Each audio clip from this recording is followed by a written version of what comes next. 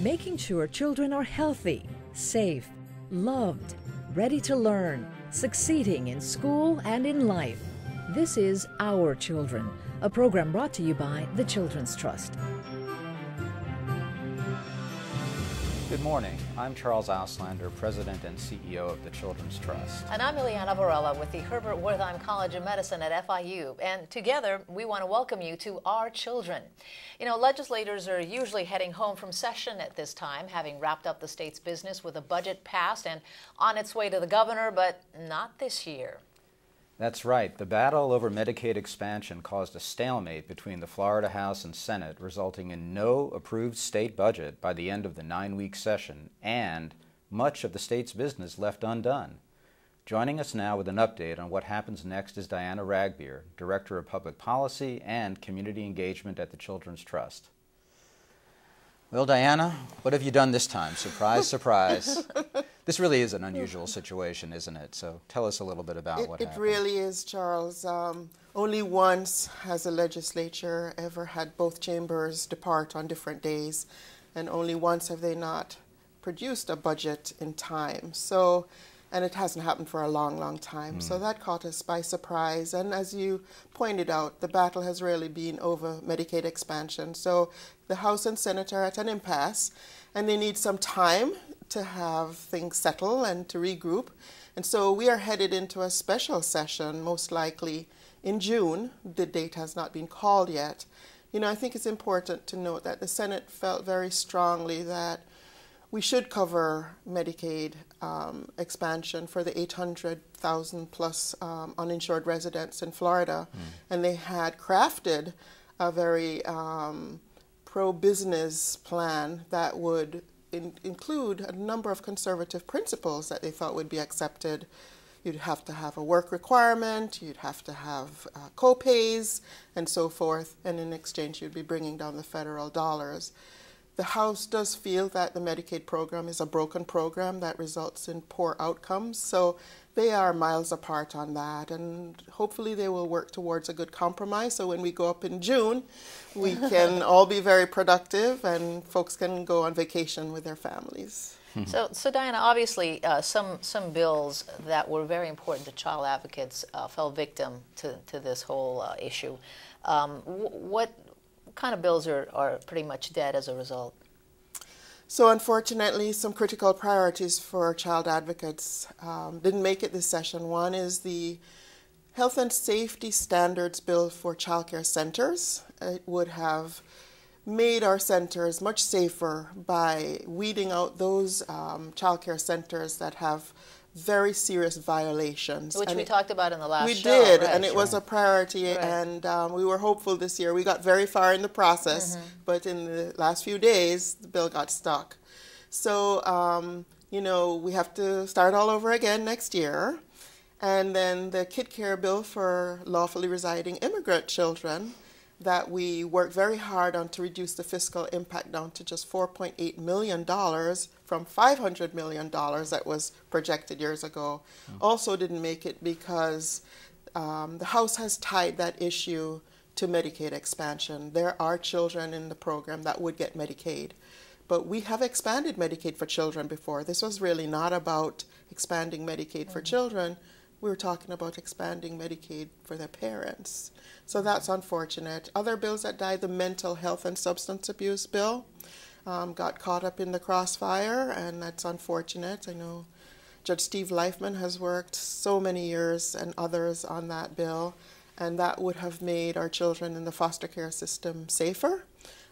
We never want to see a situation like Mr. John Chuck throwing his daughter, Phoebe, off the Tampa Bay Bridge ever again because of unresolved trauma. And so the bill would have brought together substance abuse and mental health programs in a very coordinated way and resulted in more funding for the programs. So it's a loss. Yeah, so absolutely. Diana, just incredible, and thank you for that detailed explanation. So a lot of disappointments, but are there some, do you have some optimism as you go back in June? Well, we did pass some bills, so I think we're grateful.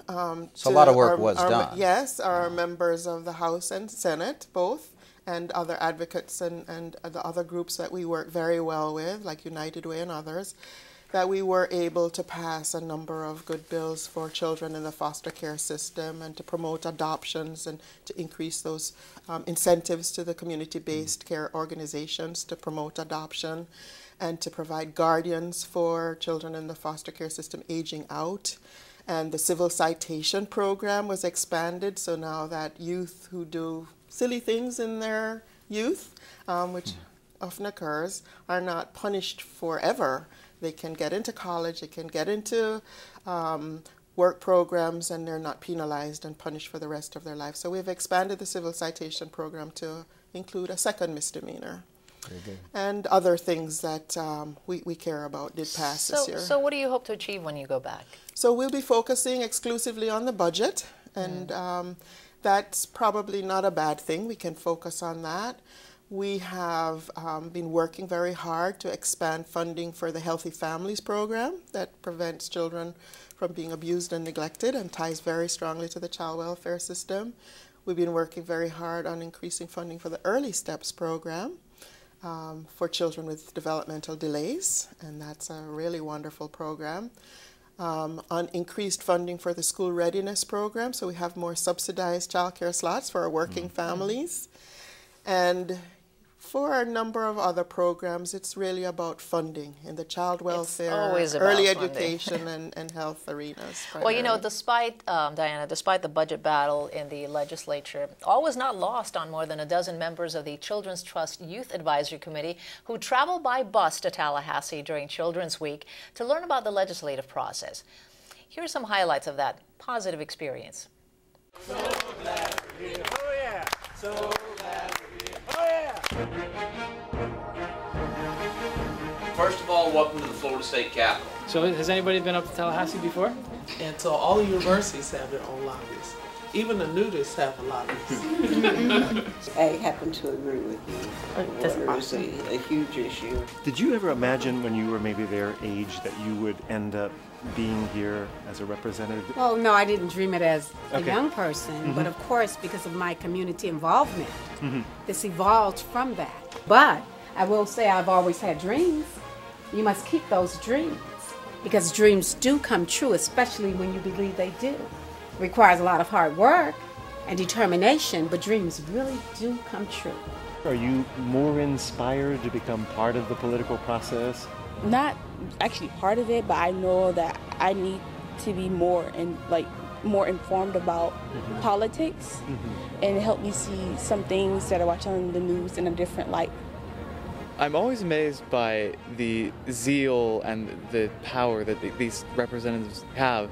It's given me a deeper respect for the legislative process and much more respect. Every time I come here, I have so much more respect for everybody that's part of this process. Even us as youth have more of a voice than I thought we did, and that through letters and through grassroots mobilization, we can really put our voice out there and influence our representatives. 1, 2, 3,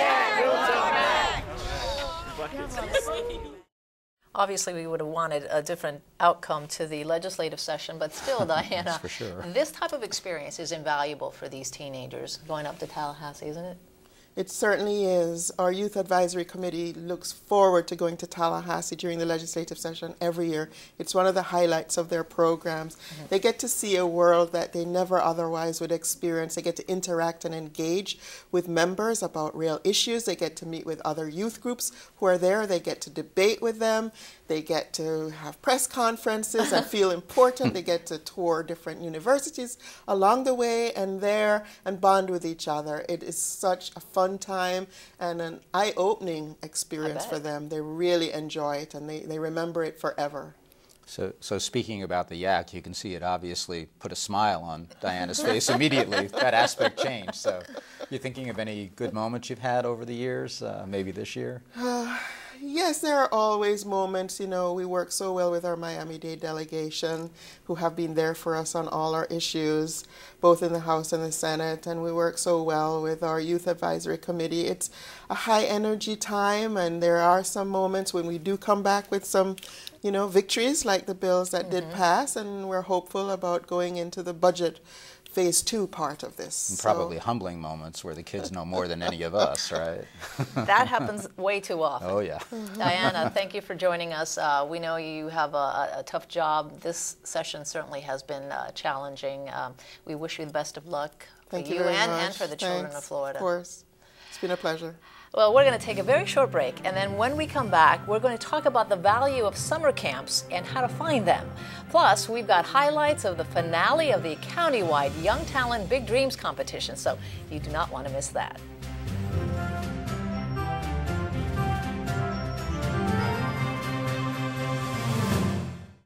My boys absolutely love it here. It's the best. Choosing the right summer camp is important for every parent. He socializes with all the kids. I love it. I love everything about it. That's why these parents rely on the Children's Trust.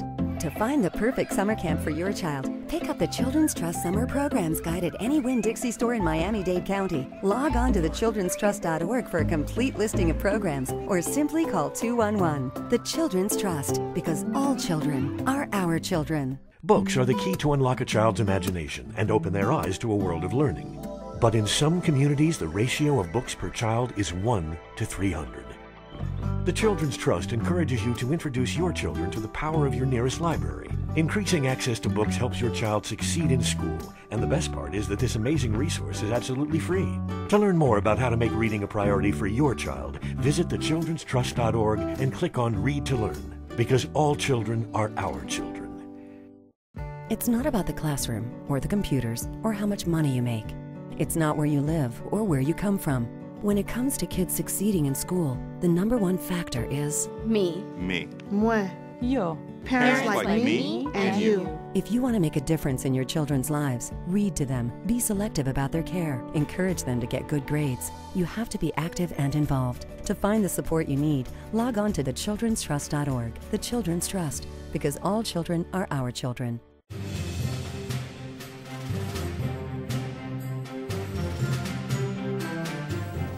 Welcome back. With end-of-course exams wrapping up and the clock ticking towards the last day of school, the mad dash is on for many parents to find a summer camp for their child. And I can tell you from experience, and I think Charles would agree, that if you haven't started yet, you better get on it because they fill up fast. Fortunately, there are certainly lots of programs to choose from out there, and joining us now are representatives from 2 organizations with year-round programs gearing up for summer camp. Let's welcome Rhonda Smith, Executive Director of Fit Kids of America, and the Reverend Linda Freeman, Executive Director of the Peacemaker Family Center at Trinity Church. Ladies, welcome. Thank you. Good morning. Welcome, Reverend Freeman. Hello. Linda? Yes, you can call me Linda. Welcome. And so I think for probably about 5 years now, you've been operating a Children's Defense Fund Freedom School. Can you tell us a little bit about that? Well, we started out offering Children's Trust funded summer camps in 2003, but in 2010 we switched to a Children's Defense Fund Freedom School model, and it's made all the difference for the kids in our program. So you have the program year-round. Yes. What's different about the summer camp?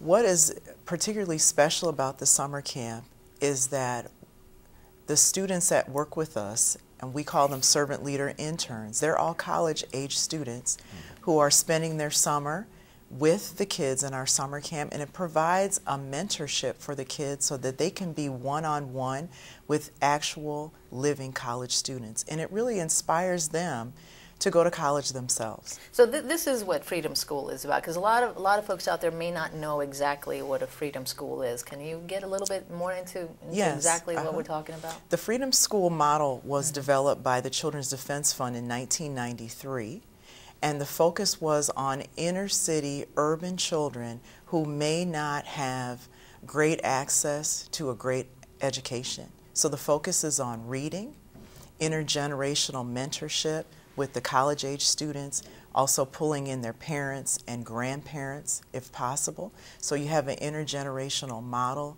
of people working together, a focus on reading, and also inspiring the kids to look to other people in their community, or maybe the nation, who have done great things for their world.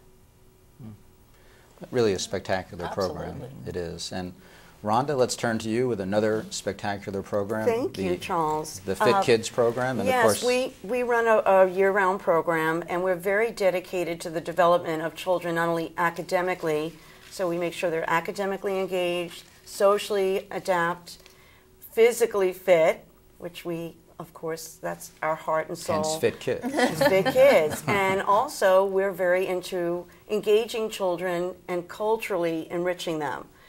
So it's a multifaceted program, and at the heart and core of it is our love and passion for wellness and fitness. We were the first to sound the alarm about the issues of childhood obesity, and our program is a multidisciplinary approach to fitness. Although we embrace every kind of sport, we use an evidence-based program called SPARK, which we're proud of. We hire the best and the brightest coaches, physical fitness coaches and teachers, as well as personal trainers. We are very blessed to have I always say summer is cool at Fit Kids because we have an air-conditioned sports and fitness center. Hallelujah. Wow. So you're not melting out in the hot sun. But we have a gym that is comparable to what mom and dad have, with elliptical equipment and treadmills, all kinds of cardio equipment, as well as strength training. Because fitness is not just about cardio, it's about strength training as well. And we also have indoor, air-conditioned basketball, volleyball, and we also teach the kids about racquetball. Because originally we were a racket club. Oh, I see. So we, oh, go ahead. I'm sorry. I'm sorry. No, it's I okay. was because I was wondering because you mentioned the epidemic, as some people would argue, of childhood obesity, and a lot of studies are now telling us that fitness is obviously a very important component, but it comes down to what you eat. How do you address that with the children as far as nutrition and balancing and that weight with loss? Yeah. It's a different approach for the babies. You know, it's not food deprivation. It's all about good nutrition and staying physically active. And making the right choices in what you eat. Absolutely. So you do have that component. We certainly do. In fact, we have a weight control specialist on staff that work not only with the children, but with the parents, and particularly the abuelas. So we have all kinds of activities where we engage the families and really teach them about making the healthy choices, food preparation, to bake and broil as opposed to fry, and a lot of tips. Okay, Rhonda, so this is important stuff, but before we get even more serious, let's make sure that everyone knows that you're also having fun with the kids during the summer, right? So tell us about some of the fun activities that you have, and Linda, then maybe you can compliment that. Oh, my goodness. The camp is all about fun. And we do put the pill in the applesauce, so to speak.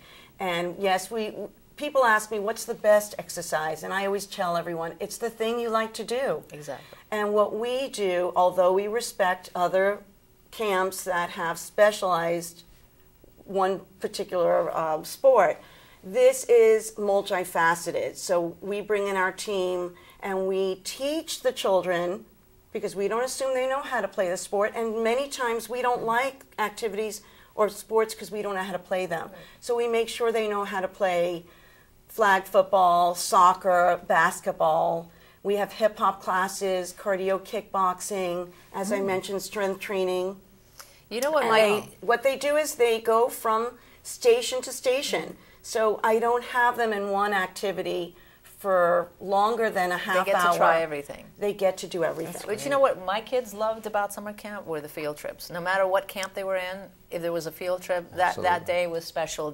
Do you do field trips? Last year, the highlighted field trip that the kids loved the most was they all went to Miami-Dade College and had opportunity to do a STEM project in one of the science buildings, and they loved that because they came back saying, I went to college, I was at college. That was really great, and I hope we do that again this summer. The other highlight of our summer is our musical, and every year we do a big musical. We have it for 2 nights, and we'll have 1,500 people attend each night. All the kids will be in it, all 200 plus kids, many adults, and we have a studio set up in our main auditorium so the kids learn how to do a lot of the things that are done in a TV station. So the sound, the lighting, the makeup, they're all involved in that, and it's become like the signature activity for our summer. You know, Ileana, if I can sneak in here, one other point I want to make that's so important is that your summer programs and throughout the year actually are accessible for children with special needs, and you make accommodations, and maybe you want to just briefly touch on that. Yes. So everyone is welcome.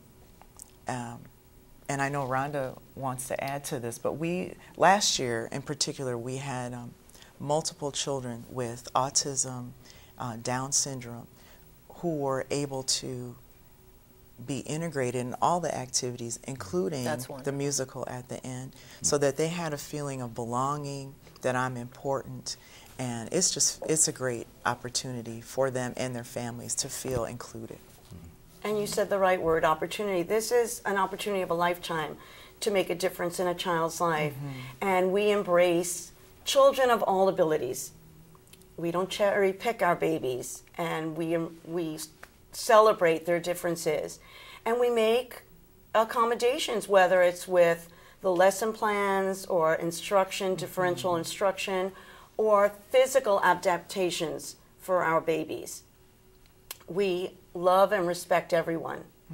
That's wonderful. And, you know, here we have, Charles, 2 wonderful programs that some people may not have known about. That's why it's so leadership. Yeah, it's so important that I know the Children's Trust publishes a summer camp guide. Can you tell us about that? Because they would be able to find out about programs like this. Also, where do we get that guide?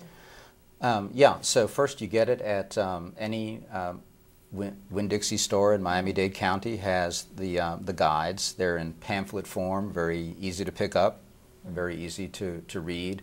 They talk about the nature of the programs themselves so that you can try to select a program that is hopefully good for your child or your youth. And you can also, if you're more tech savvy, you can go online to the Children's Trust website to download information and review it. Or you can also call 211 as well. So we really try to get the information out there. And what's important is that these guides, you know that these camps that are in this guide have the seal of approval of the Children's Trust. Yes, they do. Many of them are funded by the trust. Some are not, though, because we want to make sure, because as you mentioned at the outset, it's so it's such a challenging time for parents, and parents really want to get their kids into summer school and summer camp, and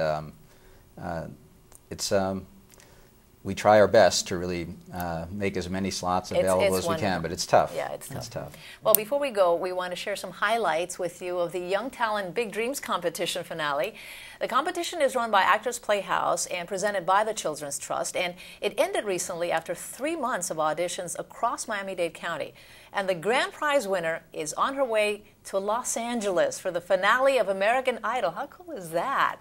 Which is courtesy of WSBN. That's wonderful. Take a look.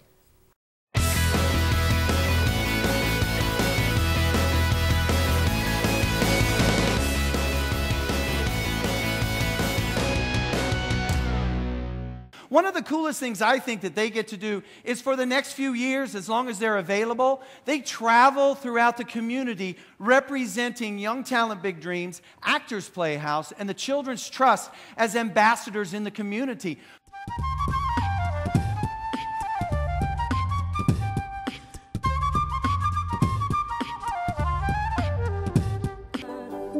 C'est payé.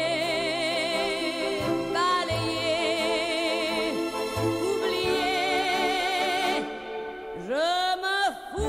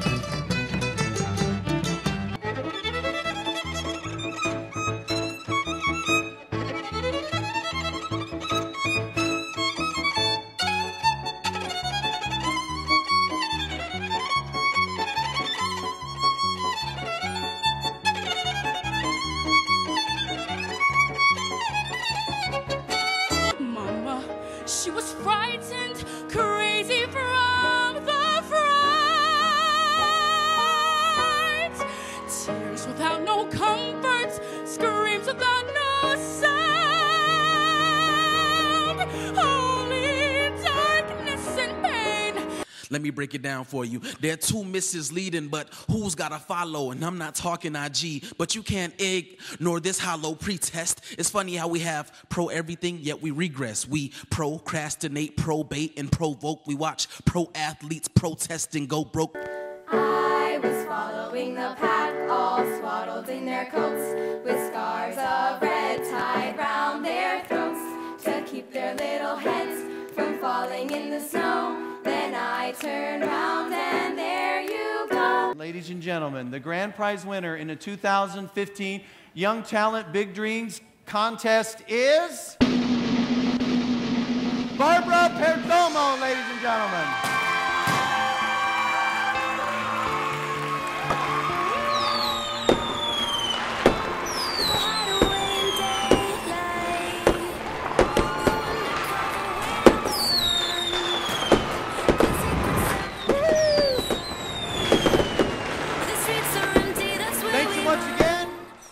I just love that show. Did you enjoy it, Charles? Let me tell you, the MC, Earl Maulding, he's a piece of work, huh? Oh, he's well, just incredible. Earl is, you know, he's very funny, and also he fills every gap before the setup with really great stories, though, about the kids themselves. And the energy nice. this man has. If we could bottle it, yeah, Charles, you and I could, you know, retire for... retire, we'd rule the world. Huh? Yeah, exactly. It was a great show. Well, thank you all for joining us. I'm Ileana Varela on behalf of the Children's Trust and Charles Auslander. Again, it was a pleasure being with you. Have a great day.